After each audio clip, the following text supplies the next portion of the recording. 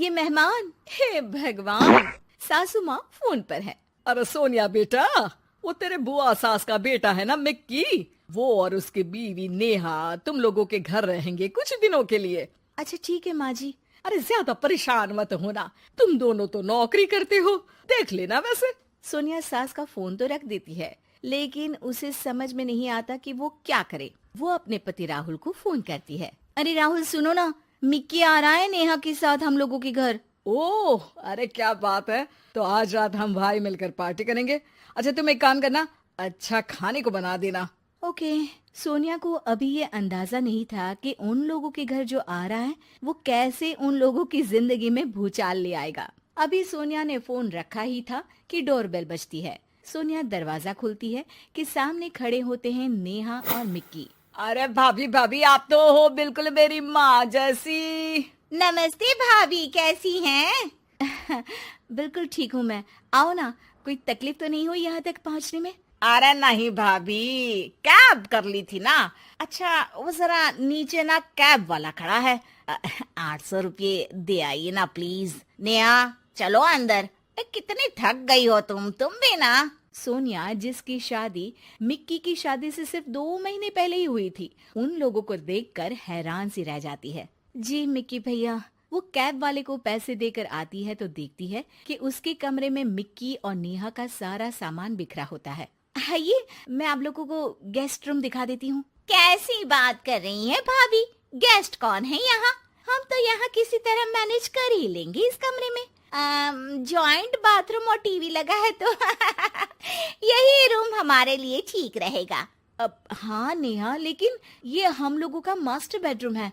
अरे भाभी कोई बात नहीं, यहाँ का गद्दा भी ना कंफर्टेबल है, एसी भी ठीक ही लग रहा है। देखिए ना, हम इसी रूम में रह लेंगे, आप फिक्र ना करो भाभी। सोनिया बेचारी कहती भी तो क्या, वो किचन में खाने की तैयारी के लिए चली जाती है। शाम को सोनिया का पति आता है। ओए होए भाई, क्या बात है, शादी के बाद तो तुम बिल्कुल चेंज लग रहे हो। मिक्की क्या बात है भाई, तेरे तो मजे है।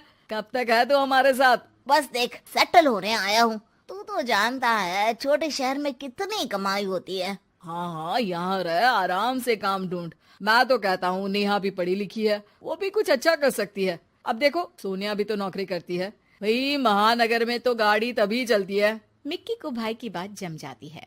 अगली सुबह। अरे ये मिक्की और नेहा कहाँ गए? कार लेकर गए हैं तुम्हारी, बोल रहे थे शाम तक लौटेंगे। हे भगवान, ये क्या मजाक है यार, कल बता देना चाहिए था उसको कि कार ले जानी है। मैं ऑफिस समय से पहले निकलता, अब ऑफिस कैसे जाऊंगा? मैं नहीं जानती, दिन का खाना ना बाहर खा लेना। मैंने ऑफिस में आज की लीव डाल दी है। सुबह से उन लोगों के लिए नाश्ता और खाना बना रही थी, अब हिम्मत नहीं कर रही है। शाम को दोनों घर आते हैं। सोनिया और उसके पति के कमरे में जाकर जोर जोर से टीवी लगा लेते हैं। वो आज ना एक सीरियल बहुत अच्छा आने वाला है, मैं कब से उसका इंतजार कर रही हूँ। अरे नहीं नहीं भाभी, आज नहीं, आज तो कौन गाएगा गाना का फाइनल है। आज तो मैं ही टीवी देखूंगी। सोनिया गेस्ट रूम में आ जाती है। हे भगवान, कब तक ये दिन देखना है, अपने ही घर में बेगाने जैसे रह रहे हैं। सोनिया पति को फोन करती है। क्या है जी, कब जाएंगे ये लोग? अरे क्यों, क्या हो गया? अरे यार, न कमरा अपना न कार, मैं तो तंग आ गई हूँ इन लोगों से।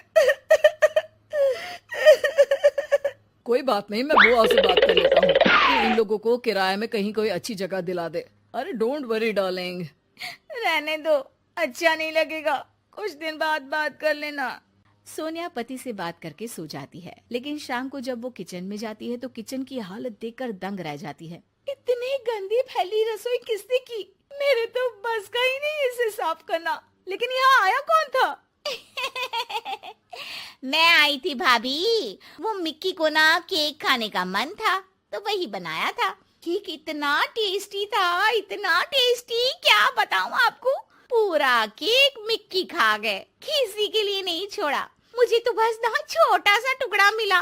बुरा मत मानना हाँ प्लीज। अरे नहीं नहीं, बुरा क्या मानना, मुझे तो वैसे भी मीठा कम पसंद है। सोनिया किचन की हालत और नेहा की बेशर्मी भरी बातों को पी जाती है और सोचने लगती है कि ये लोग जाएंगे कब। भाभी, वो आपकी जो रेड वाली साड़ी है ना, वो प्लीज आज मुझे दे दीजिए। मैं और मिक्की शाम को मेरी चाची के घर जा रहे हैं तो देर रात तक आएंगे।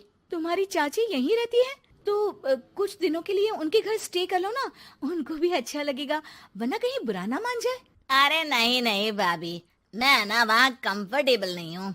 हाँ हाँ, मेरे रिश्तेदारों के साथ आप क्यों कंफर्टेबल फील करेंगे? ऐसी बात नहीं है नेहा, हम भाई एक दूसरे को बचपन से जानते हैं, हम एक दूसरे को समझते हैं। अरे तुम्हारी चाची के लिए जो कुछ तुम बताती हो उसे सुनने के बाद मैं कैसे उनके घर रुक सकता हूँ?